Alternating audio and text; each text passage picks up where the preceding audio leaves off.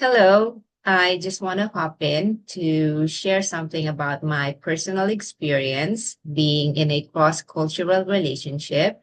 And this is actually a pretty personal topic for me. It's actually been, or I've actually been asked about this before, but I never really elaborated much because I didn't think or I didn't feel the urge to talk about it at the time. But lately, I've been reflecting about it more. So I wanted to be honest and thoughtful about it. And you might notice me looking down from time to time. I'll be reading from my own notes a little bit or a lot of it. It's just easier for me to make sure that I express everything clearly and don't miss anything important. So, yeah, let's get into it. Now, this isn't about saying one culture is better than another or that one person was right or wrong. It's really just a reflection of what I noticed about communication, expectation, and identity when two people come from very different backgrounds and how easily things can be misunderstood, even when both people are generally trying their best. And I think this is something that feels obvious once you experience it, but people don't really talk about it openly. And this is not about saying foreigners are wrong or that they are predators.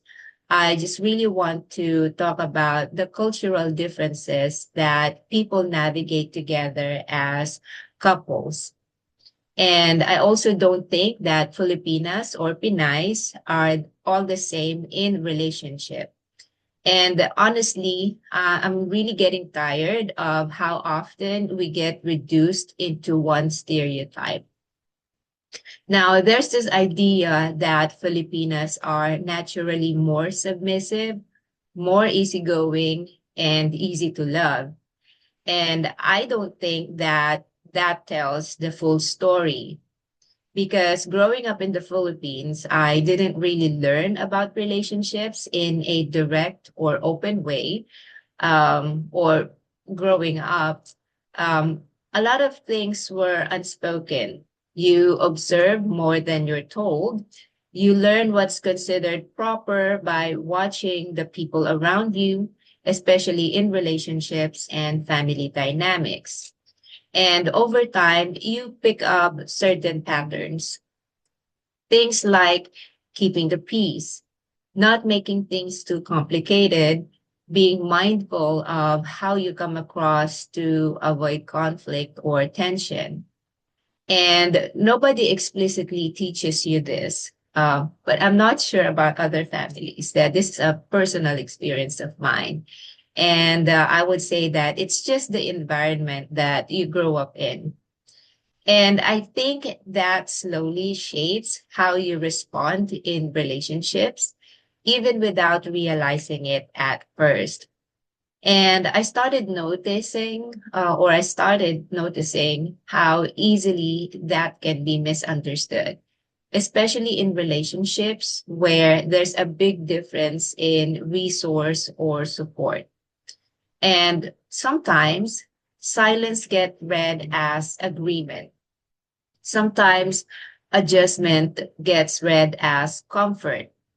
And when financial support is involved, even small disagreements can feel risky, like speaking up might cost you stability. So instead of expressing everything, some Filipinas hold back, not because they don't feel anything, but because there's something at stake. And I also want to address something that gets said a lot of time, that Filipinas are gold diggers.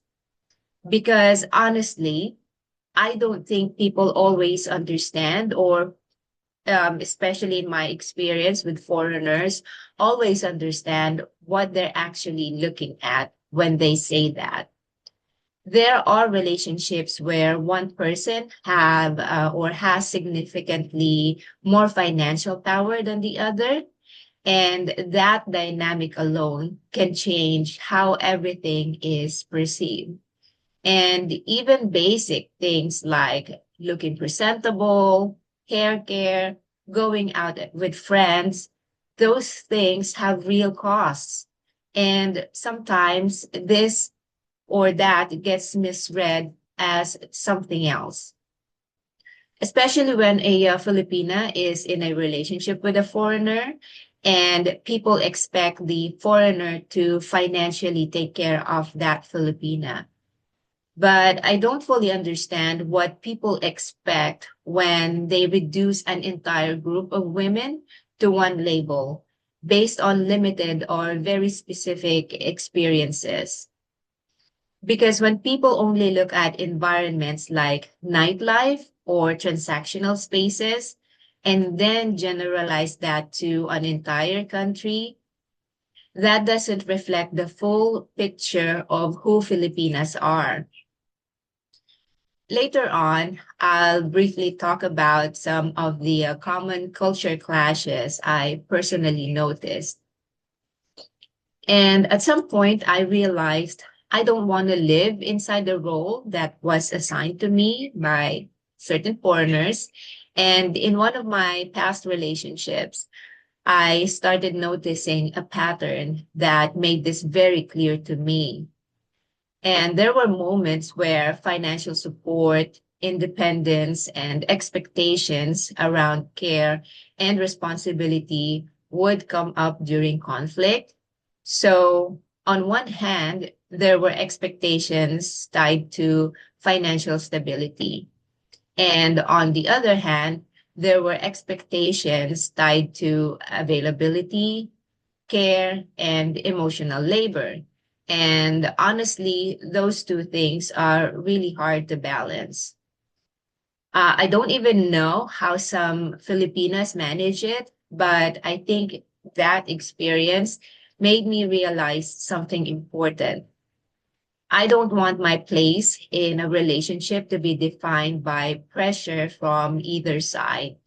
And I want to be defined by mutual respect, not conditional expectations tied to money, roles, or dependency.